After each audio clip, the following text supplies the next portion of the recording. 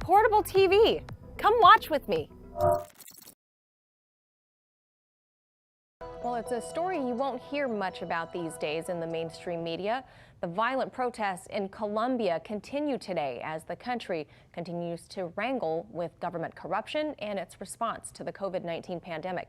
RT correspondent John Huddy has more. Va a haber un aumento del 25% en el pie de fuerza del ejército para acompañar la asistencia militar. Colombian President Iván Duque, flanked by soldiers, announced plans to send the military into various Colombian cities where the unrest continues. Colombia has been gripped by widespread protests against government reform, police brutality, and the government's COVID-19 response. While Duque withdrew a proposal that would have enacted a 19% tax on foods such as eggs, milk, cheese, and meat, demonstrators remain on the streets amid concerns the government is merely repackaging a similar bill. In some cities, the demonstrations have turned deadly between protesters and police. At least 40 people have been killed in the past month alone, with dozens of others reportedly missing and thousands of both civilians and police injured. President Duque said 7,000 troops would be deployed to 13 cities to reinforce local police, including Cali, the capital of the Valle del Cauca Police Department, where 13 people were reportedly killed over the weekend.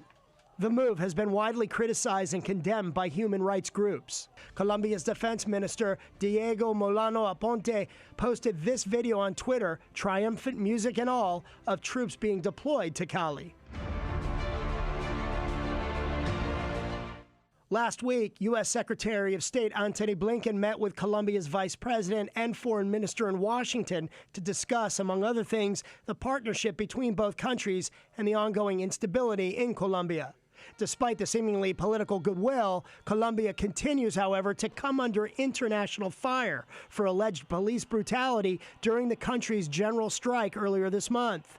With the violence showing no signs of stopping, there are renewed calls for the U.S. to invoke the Leahy Law to suspend aid to Colombia's armed forces. A group of 55 members of Congress, led by Democratic Representative Jim McGovern of Massachusetts, signed a letter to Secretary of State Blinken expressing, quote, grave concern over the political and human rights situation ongoing in Colombia, while also calling on Washington to denounce the police brutality and also suspend military assistance, equipment, and weapon sales to Colombia. For RT, John Huddy.